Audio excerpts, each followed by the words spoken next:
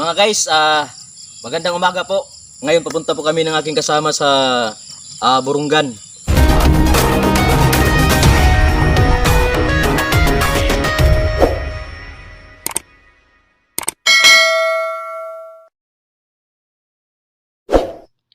Napakaligaya at kahanga-hanga sa ating pangmasid, ang nagkakaisa at laging sama-sama na magkakapatid. Katatapos lang namin sa Katarman, pupunta kami na ngayon ng Burungan. Sa totoo lang, ang work namin, isasabi ko sa inyo, evangelism preacher kami po. Kung sa Tagalog pa, taga-pangasiwa. Yan ang work namin. So, ngayon pupunta na naman kami ng Burungan sa Bible School.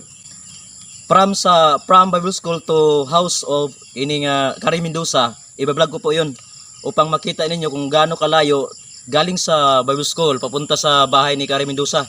Pag break time namin, puntahan ko si Kari Mendoza kasi na-miss ko na siya. Mabait siyang kaibigan, kaya puntahan ko siya. So ngayon guys, sabayan nyo kami sa pamagitan ng panonood upang makita nyo kung ang aming dinadaanan. 5 minutes. Pagkatapos naman, pagdating sa Burungan,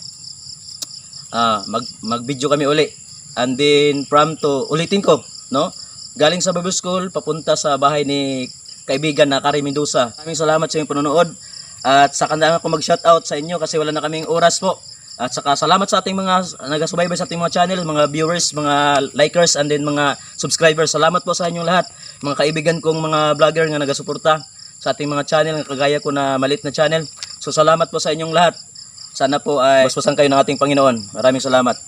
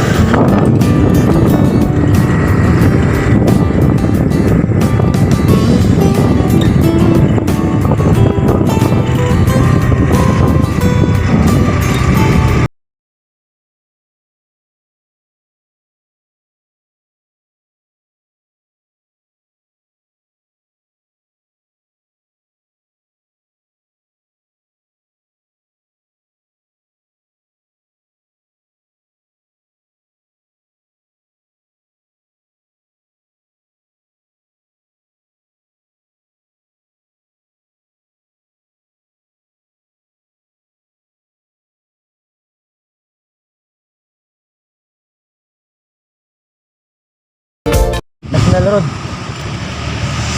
Papunta na kami sa Katalogan.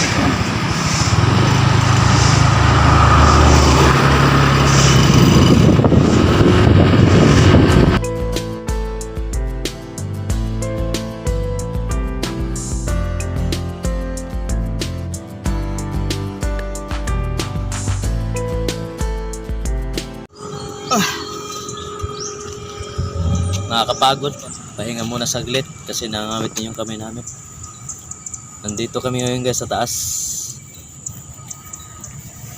Hindi kami dumaan sa proper ng Katbalogan para kasi may sikip doon.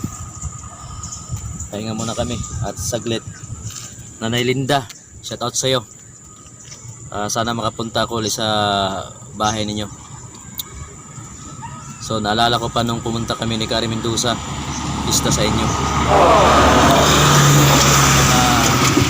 Kaibigan natin yung mga vlogger, Lolis TV, shout out sa iyo, si Jonax Lovey, and then si Subs Channel, no? And si Lini Vlog, shout out sa iyo, sa lahat nating mga kaibigan. Salamat sa inyong pagsubaybay sa ating mga channel, and then likers and viewers. Samuel, salamat Sam sa inyong panonood. Si John Paul, taga Palanas. Si Joshua Suryo, shout out sa iyo. Si si Jilo sa mga nagbo-bird sa Palanas. Si ni Richard, shout out sa ating mga kaibigan na nagasubaybay sa ating mga channel, lalo na kay Amigo Vlog. Sa lahat nating mga kaibigan, shout out sa iyo. Salamat sa palagi niyo pagpanonood sa ating mga channel, pagsubaybay sa ating mga channel. Yan lang po mga kaibigan.